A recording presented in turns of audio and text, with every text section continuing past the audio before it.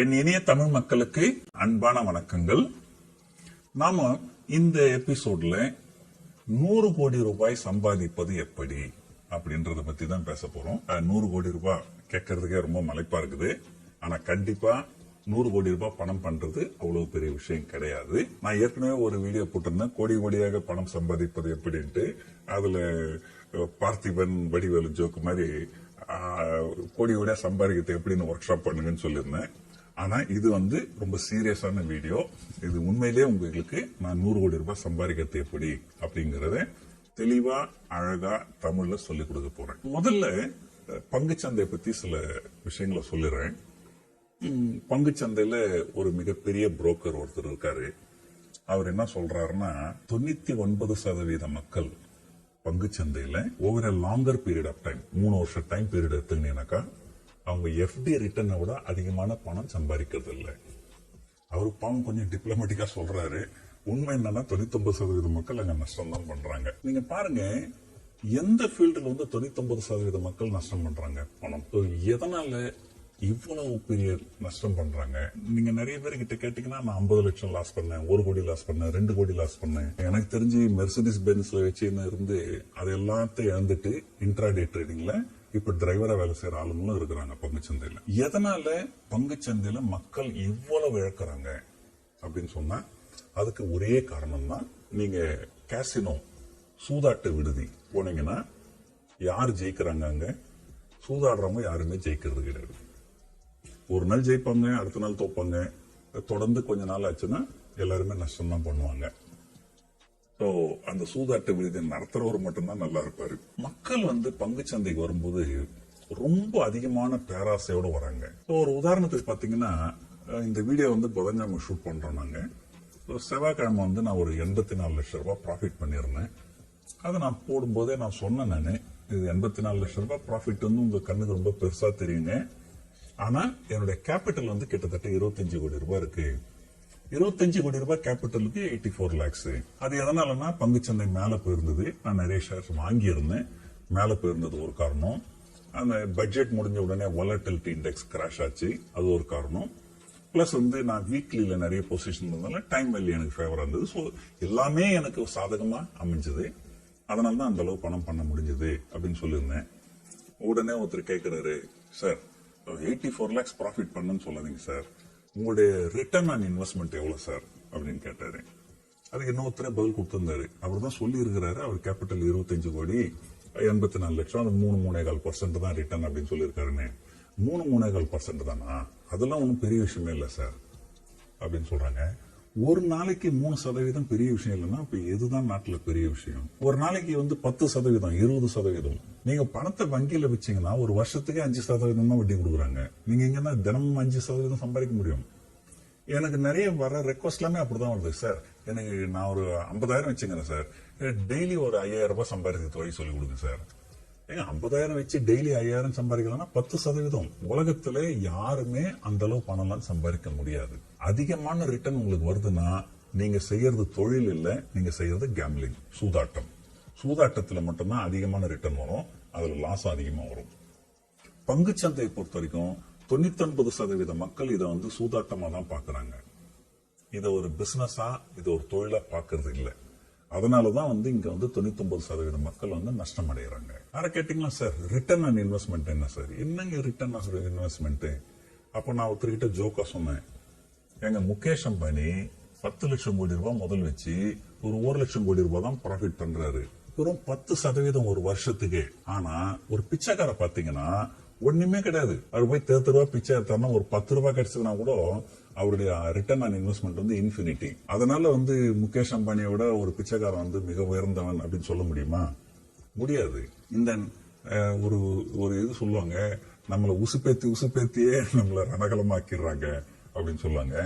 அந்த மாதிரி எவனாவது ஒருத்தன் கொஞ்சம் ஒழுங்கா ஒரு 2% 3% பர் மந்த் ப்ராஃபிட் பண்ணிட்டு இருந்தானா கூட, என்னடா ஸ்டாக் மார்க்கெட்ல இருந்து எப்படி பண்ற, அங்க போடுற அது இவ்வளவு போயிடுச்சு, இங்க போடுற இவ்வளவு போயிடுச்சு சொல்லி உங்களை ஊசுப்பேத்தி ரிஸ்க் அதிகமா எடுக்க வச்சு உங்களை நடுத்தர கொண்டு வந்துருவாங்க. நீங்க பெரிய லெவல்ல பணம் பண்ணணும்னா பேராசை இருக்கக்கூடாது. முகேஷ் அம்பானி 10% 15% தான் ப்ராஃபிட் பண்றாரு. ஆனா அவரால் 1 லட்சம் கோடி 2 லட்சம் கோடி 5 லட்சம் கோடி வந்து அவரால் மேனேஜ் பண்ண முடியும். நீ யோசனை பண்ணி பாருங்க, நாளைக்கு நான் உங்களை கூப்பிட்டு ஒரு 1 லட்சம் கோடி கொடுத்தா என்ன பண்ண முடியும்? உங்களால ஒண்ணும் பண்ண முடியாது. ஏன் என்கிட்ட 1 லட்சம் கோடி கொடுத்தீங்கனாலே எனக்கு என்ன பண்ணணும்னு தெரியாது. பணம் வந்து எந்த அளவுக்கு நீங்க அதிகமா கேபிட்டல் மேனேஜ் பண்றீங்களோ அந்த அளவுக்கு ரிட்டர்ன் கம்மியா இருந்தாலும் அப்சல்யூட் பணம் நிறைய இருக்கும். 10% ப்ராஃபிட் பண்ற ஒருத்தர் ஏசியாவிலேயே ரிச்சஸ்ட் மேனா இருக்கிறாரு. இன்ஃபினிட்டி ப்ராஃபிட் பண்ற ஒரு பிச்சைக்காரு கோயில் வாசல்ல தான் இருக்கிறாரு. ROI பத்தி நிறைய உங்களை உசுப்பேத்தி விடுவாங்க, அதெல்லாம் கேட்காதீங்க. உண்மையிலேயே சொல்லணும்னாக்கா பிசினஸ் பண்றவங்க தான் வந்து ஒரு பெரிய லெவல்ல முன்னுக்கு வந்திருக்கிறாங்க. சரவணா ஸ்டோர்ஸ் நான் ஒரு 82 83 பார்த்திருக்கிறேன். ரங்கநாதன் ஸ்ட்ரீட்ல ஒரே ஒரு சின்ன பாத்திர கடை இருந்தது. இன்னைக்கு கிட்டத்தட்ட பாதி டி நகரை வாங்கிட்டாங்க. எப்படி அவங்க எல்லாம் என்ன டெய்லி 10% ப்ராஃபிட்டா ஸ்டாக் மார்க்கெட்ல வந்தா பணம் பண்ணாங்க? இல்ல, அவங்க நேர்மையா தொழில் செய்யறாங்க. ஒரு பொருளை வந்து 100 ரூபாய்க்கு வாங்கி 105 ரூபாய்க்கு விற்கிறாங்க. ரொம்ப கம்மியான ப்ராஃபிட் மார்ஜின்ல தான் விற்கிறாங்க. ஆனா அதுவே வந்து கால ஓட்டத்துல பாத்தீங்கன்னா ஒரு 30 வருஷம் பீரியட்ல பாத்தீங்கன்னா ஒரு கடை இருந்த சரவணா ஸ்டோர்ஸ் இன்னைக்கு கிட்டத்தட்ட டி நகர்ல மட்டும் இல்ல, இன்னும் பல இடங்கள்லயும், சென்னையில வந்து பல இடங்களும் மற்ற ஊர்ல சரவணா ஸ்டோர்ஸ் பத்தி எனக்கு தெரியாது. சென்னை சில்க்ஸ்லாம் நான் மற்ற ஊர்லயும் நான் பார்த்திருக்கிறேன். ஓசூர், அந்த மாதிரி காஞ்சிபுரம், அந்த மாதிரி ஊர்லயும் பார்த்திருக்கிறேன். நீங்க வந்து உண்மையிலேயே வந்து மிகப்பெரிய பணக்காரர் ஆகணும்னாக்கா நீங்க நிறைய ROI ரிட்டர்ன் ஆன் இன்வெஸ்ட்மெண்ட் பண்ணணும்ன்ற அவசியம் கிடையாது. கொஞ்சமான ரிட்டர்ன் ஆன் இன்வெஸ்ட்மெண்ட் பண்ணாலே over a longer period of time கன்சிஸ்டன்டா பண்ணீங்கன்னாக்கா நீங்க நல்ல பெரிய பணக்காரரா ஆகணும். இந்த விவரத்தை உங்களுக்கு கொடுக்கறதுக்கு முன்னாடி முதல்ல ரூல் ஆஃப் 72 அப்படின்னா என்னன்னு சொல்லிடுறேன். ரூல் ஆஃப் 72னா நீங்க ஒரு பணத்தை முதலீடு பண்றீங்க, உங்களுக்கு ஒரு வருஷத்துக்கு இந்த ரிட்டர்ன் கிடைக்குது அப்படின்னா எத்தனை வருஷத்துல உங்க கேபிட்டல் வந்து டபுள் ஆகும் அப்படிங்கிறது ஒரு ஃபார்முலா. அந்த ஃபார்முலா என்னன்னா 72 டிவைடட் பை யுவர் ரிட்டர்ன். சரி, உங்களுக்கு புரியுற மாதிரி ரொம்ப சிம்பிளா சொல்றேன். நான் வந்து ஏதோ ஒரு கேபிட்டல் வைக்கிறேன், ஒரு 100 ரூபாய் கேபிட்டல் வைக்கிறேன். ஒரு மாசத்துக்கு 2 ரூபாய் ப்ராஃபிட் சம்பாதிக்கிறேன். அது 2%, இந்த 2 வட்டி அப்படின்னு சொல்லுவாங்க கிராமங்கள்ல. மாசத்துக்கு 2% ரிட்டர்ன் நான் சம்பாதிக்கிறேன். மாசத்துக்கு நான் 2% ரிட்டர்ன் சம்பாதிச்சால் ஒரு வருஷத்துக்கு எனக்கு எத்தனை % ரிட்டர்ன் கிடைக்கும்? மாசத்துக்கு 2%னா 12 மாசத்துக்கு 12 2 24%. ஒரு வருஷத்துக்கு நான் 24% சம்பாதிக்கிறேன் அப்படின்னு வச்சீங்கன்னாக்கா என்னுடைய கேபிட்டல், நான் வைக்கிற 100 ரூபாய் கேபிட்டல் எத்தனை வருஷத்துல அது டபுள் ஆகும்? 200 ரூபாய் ஆகும். அப்படின்னாக்கா நீங்க வந்து 72 divided by return on investment, that is 24%. 72 divided by 24 போட்டீங்கன்னா 3. அதாவது நீங்க ஒரு 100 ரூபாய் வச்சு ஒரு தொழில் செய்றீங்க, மாசம் 2% ப்ராஃபிட் பண்றீங்கன்னா உங்களுடைய கேபிட்டல் 3 வருஷத்துல டபுள் ஆயிடும். இப்போ நான் என்ன சொல்றேன், உங்ககிட்ட வந்து ஒரு 1 லட்சம் ரூபாய் கேபிட்டல் இருக்குன்னு வச்சுப்போம். 3 வருஷத்துல என்ன ஆகும்? அந்த 1 லட்சம் ரூபாய் கேபிட்டல் அப்படிங்கிறது 2 லட்சம் ஆகும். 2 times 1 lakh. 1 லட்சம் ரூபாய் நீங்க கேபிட்டல் வச்சிருந்தீங்கன்னா 2% பர் மந்த் பண்ணீங்கன்னா 3 வருஷத்துல உங்க கேபிட்டல் டபுள் ஆயிடும். அது 2 லட்சம் ஆயிடும். 9 வருஷத்துல அந்த கேபிட்டல் 8 லட்சம், 32 லட்சம், 64 லட்சம், 128 லட்சம். அதாவது 1.28 crore, 1.28 crore, 2.5 crore, 5 crore, 10 crore.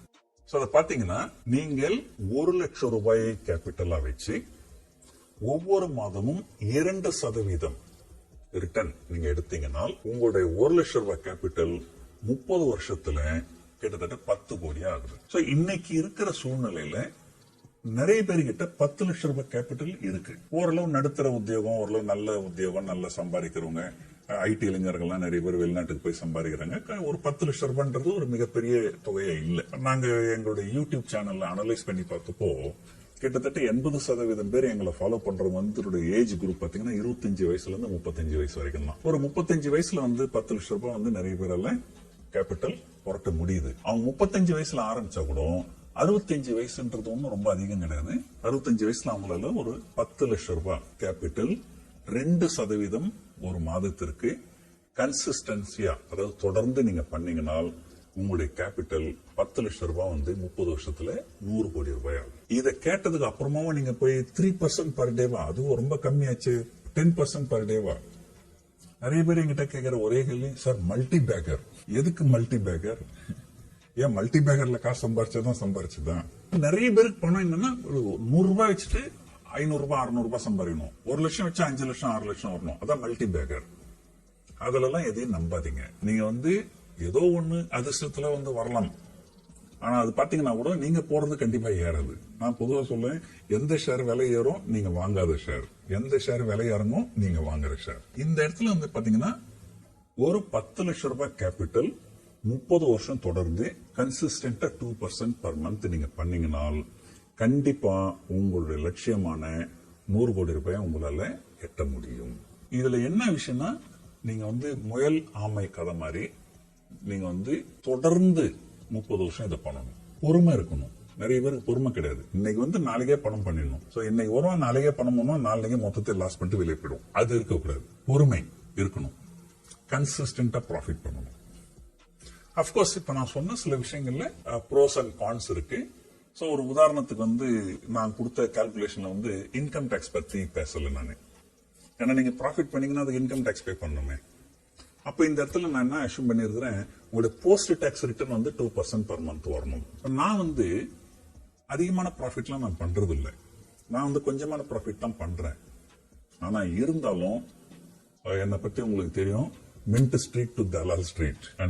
தமிழ்நாட்டினுடைய மிக ஏழ்மையான ஒரு சிறுவனா இருந்து இன்னைக்கு தமிழ்நாட்டில் ஒரு மிகப்பெரிய பணக்காரனா இருக்கிறேன். என்ன காரணம்னா, நான் வந்து 10% 20% ப்ராஃபிட்லாம் பண்ணலாம், கம்மியா தான் ப்ராஃபிட் பண்றேன். ஆனா அந்த பொறுமையா பண்றேன். ஒரு காலகட்டத்தில் இது நிறைய பேருக்கு தெரிஞ்ச உடனே சார் எங்களுக்கும் கொஞ்சம் சொல்லிக் கொடுங்க சார் வந்து ட்ரைனிங் வந்து கேட்டாங்க.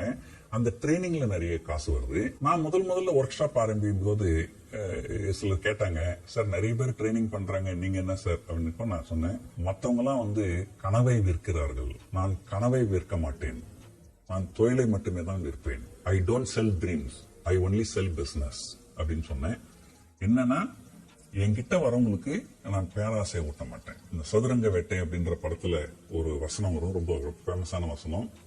நீ ஒருத்தனை ஏமாத்தணும்னு முடிவு பண்ணினா அவங்ககிட்ட கருணை எதிர்பார்க்க கூடாது, அவனுடைய ஆசையை தூண்டணும் அப்படின்ட்டு.